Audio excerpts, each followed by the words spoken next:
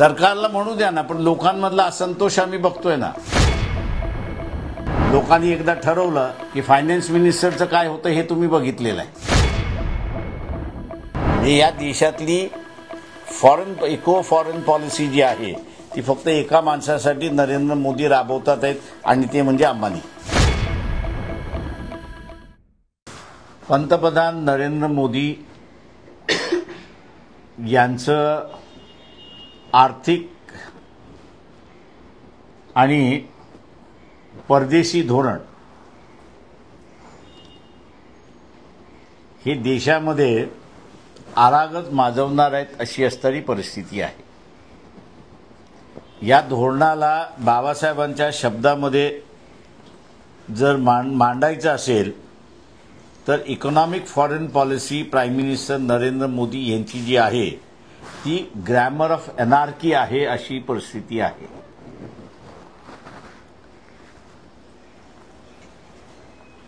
अमेरिकेबरोबर संबंध बिघडत चाललेले आहेत आणि दुसऱ्या बाजूला रशिया की ज्यांचं आपण असणारं तेल विकतो आहोत आणि त्याच्यातून नफा येतोय अशी परिस्थिती आहे. त्यांचे संबंध पाकिस्तान बरोबर चायना बरोबर अत्यंत चांगल्या रीतीने सुधारतात आहेत अशी असणारी परिस्थिती आहे. सिंदूरच्या कॉन्फ्लिक्टमध्ये भारताच्या बाजूने एकही उभा राहिला नाही अशी असणारी परिस्थिती आहे. पण पाकिस्तानच्या बाजूने ज्यांच्याकडून राफेल आपण घेतले फ्रेंचही त्यांच्या बाजूने उभे राहिले, इंग्लंडही त्यांच्या बाजूने उभं राहिलं, यूएसही त्यांच्या बाजूने उभं राहिलं अशी असणारी परिस्थिती आहे. पंतप्रधान नरेंद्र मोदी यांनी स्वतःच्या इगोला महत्त्व दिला आणि देशाच्या हिताकडे दुर्लक्षित केलं अशी असणारी परिस्थिती आहे. रशियाचं तेल स्वस्त्यामध्ये घेऊन विकणं आणि अमेरिकेबरोबरचा असणारा व्यापार या सगळ्या ह्याच्यामध्ये योग्य काय आहे ती लोकांनी भूमिका घ्यावी. आम्ही फक्त त्याच्यामधला असणारा गाभा जो आहे, अर्थव्यवस्थेचा गाभा जो आहे तो गाभा आम्ही आपल्या समोर या ठिकाणी असणारा मांडतो आहोत. रशियाचं क्रूड ऑइल विकल्यामुळे भारताला नफा झाला का, तर निश्चितपणे नफा झाला, याच्यामध्ये दुमत नाही.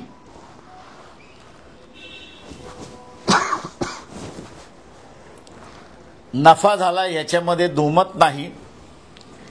पण त्याच्याच बरोबर हा नफा शासनाच्या तिजोरीमध्ये गेला.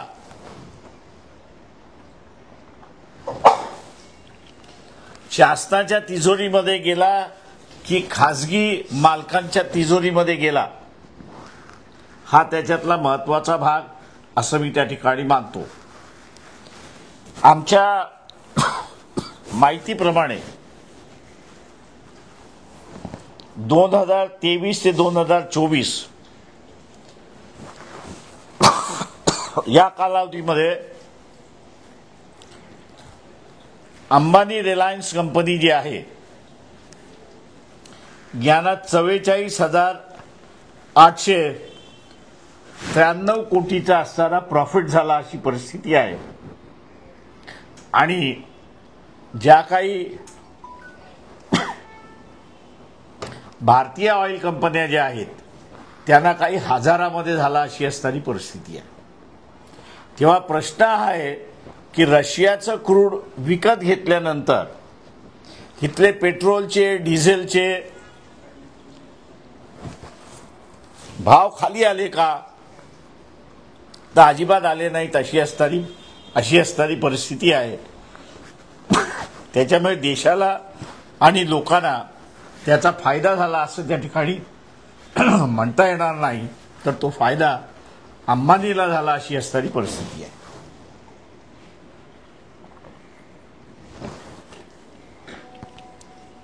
दुसऱ्या बाजूस आपण असं पाहिलं तर अमेरिकेबरोबरचे व्यवहार खराब झाल्यामुळे भारतावरती 50% टॅरिफ त्या ठिकाणी बसवलेली आहे. अमेरिकेबरोबरचे असणारे जे काही आपले व्यवहार आहेत ते टेक्सटाईल मधले आहेत, जेमन ज्वेलरी मधले आहेत, इलेक्ट्रॉनिक मधले आहेत, फार्मास्युटिकल मधले आहेत, इंजिनिअरिंग गुड्स मधले आहेत, पेट्रोल मध्ये आहेत आणि इतर आहेत. टेक्सटाईल मधलं 50 ते 60% माल जो अमेरिकेला जात होता तो आता जाणार नाही अशी असणारी परिस्थिती आहे. आणि त्याच्यामुळे 1,10,00,000 लोक डायरेक्ट इफेक्ट होतील अशी असणारी परिस्थिती आहे आणि बेरोजगार होतील असेही त्या ठिकाणी अंदाज आहे. जेमन ज्वेलरीमध्ये 1,10,000 लोक पुन्हा 1,10,00,000 लोक पुन्हा बेरोजगार होतील अशी परिस्थिती आहे. इलेक्ट्रॉनिकमध्ये 1,87,000, फार्मास्युटिकलमध्ये 1,62,000, इंजिनिअरिंगमध्ये 10 लाखाच्या वरती आहेत आणि इतर ठिकाणी जे आहेत ते 21 लाखाच्या आसपास आहेत. एकंदरीत अमेरिकेबरोबर 50% टॅरिफ लावल्यामुळे भारताचा माल अमेरिकेत न गेल्यामुळे 3,44,00,000 लोक भारतामधले बेरोजगार येत्या 6 महिन्यामध्ये होतील अशी परिस्थिती त्या ठिकाणी दिसते. याच्याच बरोबर जे 2 मोठे उद्योग आहेत ते म्हणजे फिशरीजचा जो उद्योग आहे तो माशांचा उद्योग आहे तो 2024-2025 या कालावधीमध्ये 100 मासे गेले असतील तर त्याच्यापैकी 92% म्हणजे 92 हे अमेरिकेला गेले अशी असणारी परिस्थिती आहे. त्याच्यामुळे 50% टॅरिफमुळे आता आपला मासाही अमेरिकेला जाणार नाही अशी असणारी परिस्थिती आहे. दुसरं जे आहे ते चर्म उद्योग आहे. चर्म उद्योगामधला असणारा 50% आपला माल जो आहे तो अमेरिकेला जातो. टॅरिफमुळे आता 50% त्या ठिकाणी जाणार नाहीत अशी असणारी परिस्थिती आहे. आणि म्हणून या 2 सेक्टरमधलं मी जी आकडेवारी सांगितली आहे त्याच्यामध्ये ती नाही आहे तर ती ॲड केली तर एकंदरीत ज्याला आपल्याला म्हणता येत की 4-4.5 कोटी जी एम्प्लॉईड माणूस आहे तो आता अनएम्प्लॉईड होणार अशी असणारी परिस्थिती आहे.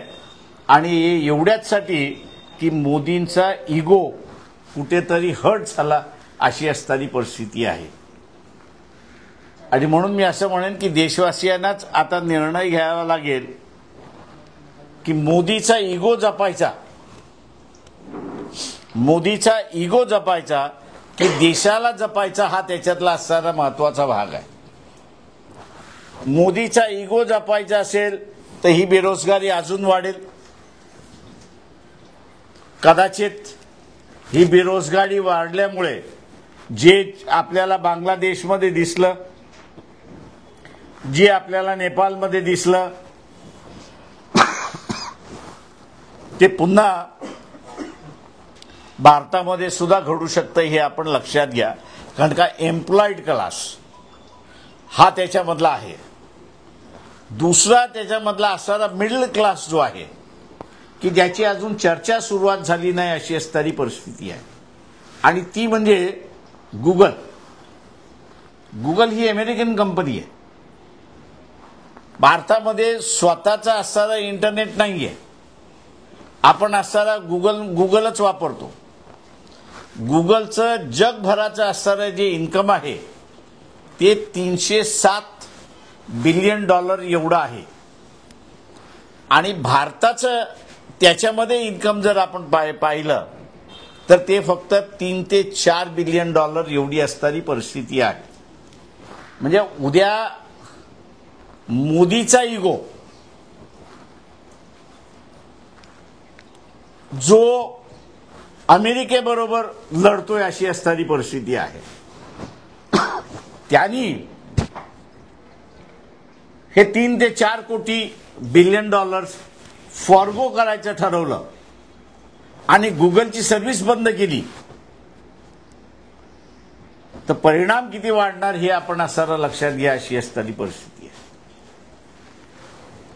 दुसरं जे आहे आणि जे रियालिटी आहे मला असताना त्या ठिकाणी दिसतंय की ट्रम्प यांनी असताना एका ठिकाणी त्या ठिकाणी म्हटलेलं आहे की या देशातलं काम दुसऱ्या देशामध्ये जाऊन करण्यासाठी जी काही सोय उभी केलेली असेल त्याच्यावरती सुद्धा आम्ही असणारा 50% टॅरिफ त्या ठिकाणी लावू. म्हणजे आपला असणारा IT सेक्टर हा जो सगळा भाग आहे, हा जो middle class, total middle class जो आहे, या टोटल मिडल क्लासला त्यांनी वेटीस धरले अशी असणारी परिस्थिती आहे की 50% जर त्यांनी टॅरिफ लावलं तर आपण आउट ऑफ बिझनेस जातो अशी असणारी परिस्थिती आहे. आणि ITच्या अनेक कंपन्या या ठिकाणी बंद होतील अशी परिस्थिती आहे. ITच्या कंपन्या बंद झाल्या तर बेरोजगारी वाढते हे आपण लक्षात घ्या. आणि बेरोजगारी वाढली तर जिग वर्कर म्हणून ज्याला आपण म्हणतो त्याच्या नोकरीवरती सुद्धा परिणाम होईल अशी असणारी परिस्थिती आहे. आपण रशियाबरोबर गेलो पाहिजे की अमेरिकेबरोबर गेलो पाहिजे हे काही मी मांडत नाहीये. आम्ही असणारा म्हणतोय की आतापर्यंत असणारा भारतीय सरकार जी होती त्यांनी अत्यंत चांगल्या रीतीने बॅलन्सिंग पॉलिसी म्हणून त्या ठिकाणी ठेवली होती. रशियाबरोबर सुद्धा आणि अमेरिकेबरोबर सुद्धा. युक्रेनचं युद्ध झालं तरीही आपण असणारा दोघांबरोबर त्या ठिकाणी राहिलो. पण आता युक्रेनमधलं युद्ध थांबलं पाहिजे या दृष्टीने असणारं जी काही पावलं टाकल्या जात आहेत त्या पावलांमध्ये असणारं भारताचं महत्त्वाचं पाऊल आहे असं त्या ठिकाणी जे म्हटलं जातंय. आणि भारत कुठल्याही परिस्थितीमध्ये युक्रेनचं युद्ध थांबावं यासाठी काहीच प्रयत्न करत नाहीत. म्हणून असणारा भारताबरोबर जगातला कुठलाही देश उभा राहत नाही अशी असणारी परिस्थिती आहे. स्वित्झर्लंड सारख्या देशाने परवाच्या UNच्या बैठकीमध्ये आपल्यावरती एक्युजेशन केलं अशी असणारी परिस्थिती आहे की जे कधीच स्वित्झर्लंड करत नव्हतं. आमचं स्वतःचं असं म्हणणं आहे की जनतेला आता निर्णय घेणं महत्त्वाचं आहे की देश महत्त्व आहे की मोदींचा इगो हा महत्त्वाचा आहे. देश हा जर महत्त्वाचा असेल तर मग मोदींना हटवल्याशिवाय दुसरा मार्ग नाही अशी असणारी परिस्थिती आहे. तेव्हा जनतेने ह्याचा असणारा निकाल घेतला पाहिजे. परिस्थिती आम्ही जनतेपुढे मांडलेली आहे की काय होऊ शकते आणि काय होणार आहे. उद्या जे नेपाळमध्ये घडलं किंवा बांगलादेशमध्ये घडलं किंवा जे फ्रान्समध्ये घडलं, जे अल्जेरियामध्ये घडलं, ते भारतामध्ये सुद्धा घडू शकतं याची दक्षता आपण त्या ठिकाणी बाळगली पाहिजे. कारण का एका बाजूला मी असं आपल्याला दाखवलं की कारागीर वर्ग याच्यावरती 50%चा इफेक्ट होतोय म्हणजे झालाय त्या ह्याच्यामध्ये. आणि दुसऱ्या बाजूस हा जो व्हाईट कॉलर आहे IT मधला जो आहे त्याच्यावरती इफेक्ट होण्याची असणारी शक्यता त्या ठिकाणी वर्तवल्या जाते. 50% टॅरिफ त्या ठिकाणी जर लावलं तर माझ्या अंदाजानं आहे अशा असणाऱ्या कालावधीमध्ये नॉर्मलायझेशन ऑफ रिलेशन हा सगळ्यात महत्त्वाचा भाग असं त्या ठिकाणी मानतो. आणि कोणाचा तरी इगो हा आड येणार असेल तर देश हा महत्त्वाचा असं मी त्या ठिकाणी मानतो. आणि ह्या दृष्टीने जनतेने पावलं टाकली पाहिजेत एवढंच आवाहन मी त्या ठिकाणी करतो. मराठ्यांना ओबीसीतून आरक्षण मिळावं ही नाही, मी त्याच्यावरती बोलणार नाहीये. मी त्याच्यावरती बोलणार नाहीये. मी जे बोललोय त्याच्यावरती विचारणार असाल तर त्याची उत्तरं मी देईन.